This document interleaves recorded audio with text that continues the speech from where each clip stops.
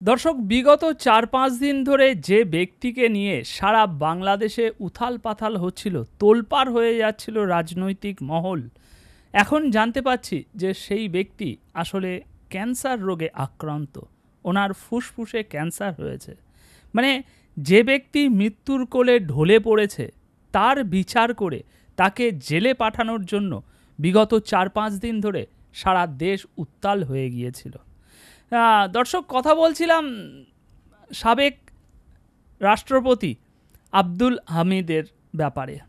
টানা ২ মেয়াদে দেশের রাষ্ট্রপতি দায়িত্ব পালন করেন আব্দুল হামিদ। এরপর গত ৬ই মে দিবাগত রাতে থাই এয়ারওয়েজের একটি ফ্লাইটে চিকিৎসার উদ্দেশ্যে দেশ ছাড়েন। আর তারপর থেকেই সারা বাংলাদেশে এনসিপির কার্যক্রম শুরু হয়ে যায় এবং সারা বাংলাদেশ তোলপাড় করতে শুরু করে যায়। একটা মৃত মানুষকে তারা শাস্তি দেওয়ার জন্য সারা দেশে আন্দোলন শুরু করে। এখন তিনি যে দেশ ছেড়েছেন, তার সঙ্গে দর্শক তার ছোট ছেলে এবং শ্যালক গেছেন, এবং আমরা জানতে পাচ্ছি যে দেশের চিকিৎসকদের পরামর্শেই তিনি বিদেশ গেছেন বলে জানা যাচ্ছে।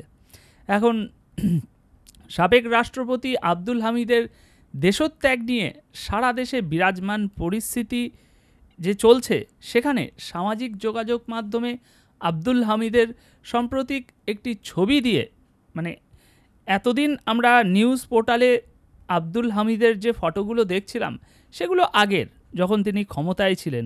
মুখে বেশ জৌলুস আছে, একটা শক্ত ভাব আছে। কিন্তু এখন আমার স্ক্রিনের এক অংশে যে ফটোটা দেখছেন, এটাই আব্দুল হামিদের বর্তমান পরিস্থিতির ফটো। দেখেই বুঝতে পারছেন ফটোতে যে এই ব্যক্তি এখন কোন পর্যায়ে আছে জীবনের, তার জীবন দশা এখন ঠিক কীরকম চলছে। তো ওনার ছোট ছেলে ওনার সাম্প্রতিক একটি ছবি দিয়ে আজ ফেসবুকে একটি পোস্ট দিয়েছে, এবং তার পারিবারিক সূত্রে জানা যাচ্ছে যে থাইল্যান্ডের রাজধানীর ব্যাংককের একটি হাসপাতালে তিনি চিকিৎসা নিচ্ছেন, এবং পারিবারিক সূত্রে এটাও জানা যাচ্ছে যে মোহাম্মদ আব্দুল হামিদ তিনি ফুসফুস ক্যান্সারে আক্রান্ত হয়েছেন। তো একটা মৃত ব্যক্তিকে মানুষ আর কতবার মারবে? ফুসফুসে ক্যান্সারে আক্রান্ত হয়েছে, সেই চিন্তায় অর্ধেক মৃত, রোগের কারণে আর খানিকটা মৃত। এদিকে দেশের জনগণ যা করছে এই বৃদ্ধ অসুস্থ মানুষটাকে নিয়ে, সেটা আর একটা মৃতের সমান। এখন ওনার ছোট ছেলে যে ফেসবুকে পোস্ট দিয়েছে, সেই পোস্টের শিরোনামে তিনি লিখছেন, এরকম একটা পোস্ট দেওয়ার জন্য দুঃখিত, এরকম একটি শিরোনাম দিয়েছে। এছাড়াও তিনি লিখছে যে ৮২-৮৩ বছরের একজন বয়স্ক লোক, যিনি কিনা অসুস্থতার কারণে এখন ২ মিনিট দাঁড়িয়ে থাকতে পারছেন না, ২ ঘন্টা বসে থাকতে পারছেন না, বাধ্য হয়ে বিছানায় শুয়ে পড়েন।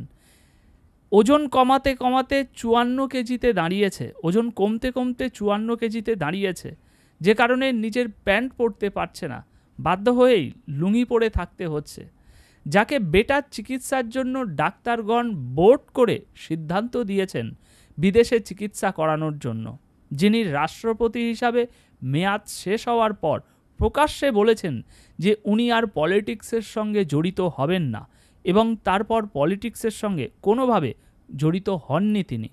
আবার যেখানে শত শত লোক বাংলাদেশ থেকে চিকিৎসা করাতে নিয়মিত থাইল্যান্ডে যাচ্ছে, সেখানে একজন সাধারণ নাগরিক হিসাবে থাইল্যান্ডে চিকিৎসার জন্য তিনি আসতেই পারেন।